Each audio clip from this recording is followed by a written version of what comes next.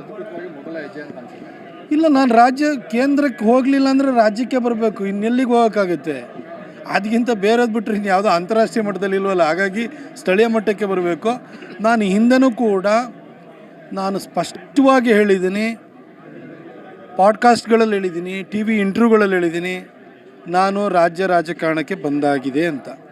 ನಾನು ಈಗಲೂ ಕೂಡ ಈ ಏನು ಚಾಮರಾಜ ಕ್ಷೇತ್ರ ವಿಧಾನಸಭಾ ಕ್ಷೇತ್ರದ ವ್ಯಾಪ್ತಿಯಲ್ಲಿರುವಂತಹ ಸ್ನೇಹ ಬಳಗದಿಂದ ಯಾಕೆ ಕ್ಯಾಲೆಂಡರ್ ಬಿಡುಗಡೆ ಮಾಡಿದ್ದೀವಿ ಅಂತಂದರೆ, ಚಾಮರಾಜ ವಿಧಾನಸಭಾ ಕ್ಷೇತ್ರ ಇದು ವಿದ್ಯಾವಂತರು, ಸುಶಿಕ್ಷಿತರು, ಅತಿ ಹೆಚ್ಚು ಸರ್ಕಾರಿ ಉದ್ಯೋಗಿಗಳು, ಅತಿ ಹೆಚ್ಚು ಕೇಂದ್ರ ಸರ್ಕಾರದ ಉದ್ದಿಮೆಗಳು, ಅತಿ ಹೆಚ್ಚು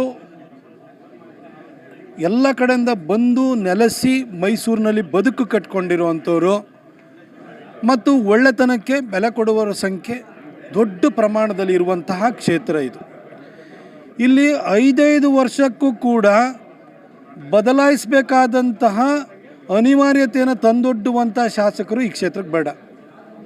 ಶಂಕರಲಿಂಗೇಗೌಡರ ಥರ 4-5 ಸಾರಿ ಗೆದ್ದು ಈ ಕ್ಷೇತ್ರದ ಅಭಿವೃದ್ಧಿ ಕೆಲಸ ಮಾಡುವಂಥ ಶಾಸಕರು ಬೇಕು.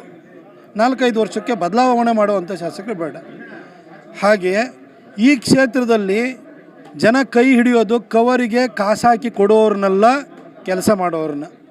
ಹಾಗಾಗಿ ಸ್ವಾಭಾವಿಕವಾಗಿಯೇ ಇದು ನನ್ನ ಆಯ್ಕೆಯಾಗಿದೆ.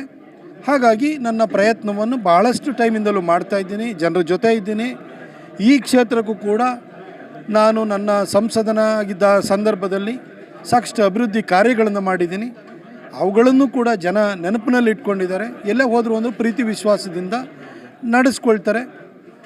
ಜನಕ್ಕೆ ಕವರಿಗೆ ಕಾಸು ಹಾಕಿ ಕೊಡೋರು ಬೇಡ, ಕೆಲಸ ಮಾಡೋರು ಬೇಕು ಅಂತಂದಾಗ ಪ್ರತಾಪ್ ಸಿಂಹನು ಕೂಡ ನ್ಯಾಚುರಲ್ ಚಾಯ್ಸ್ ಆಗೇ ಆಗ್ತಾನೆ. ಇದು ಹೈಕಮಾಂಡ್ ವಿಚಾರ ಅಲ್ಲ, ಜನರು ಓಟ್ ಹಾಕೋ ಜನ ನಮ್ಮ ಜೊತೆ ಇರಬೇಕು. ಹಾಗೆಯೇ ನನ್ನ ಕಚೇರಿ ಮತ್ತು ನಿವಾಸ ಎರಡನ್ನೂ ಕೂಡ ನಾನು ಚಾಮರಾಜ ಕ್ಷೇತ್ರಕ್ಕೆ ಸದ್ಯದರಲ್ಲೇ ನಾನು ಅಲ್ಲಿ ಮಾಡ್ತಾಯಿದ್ದೀನಿ. ನಾನು ಅಲ್ಲಿ ಒಂದು ನಿವೇಶನವನ್ನು ಕೂಡ ನಾನು ತೆಗೆದುಕೊಂಡಿದ್ದೀನಿ. ಅಲ್ಲಿ ಕಚೇರಿ ಕಟ್ಟುವಂಥ ಕೆಲಸನೂ ಕೂಡ ಸದ್ಯದರಲ್ಲೇ ಆರಂಭನೂ ಕೂಡ ಮಾಡ್ತೀನಿ.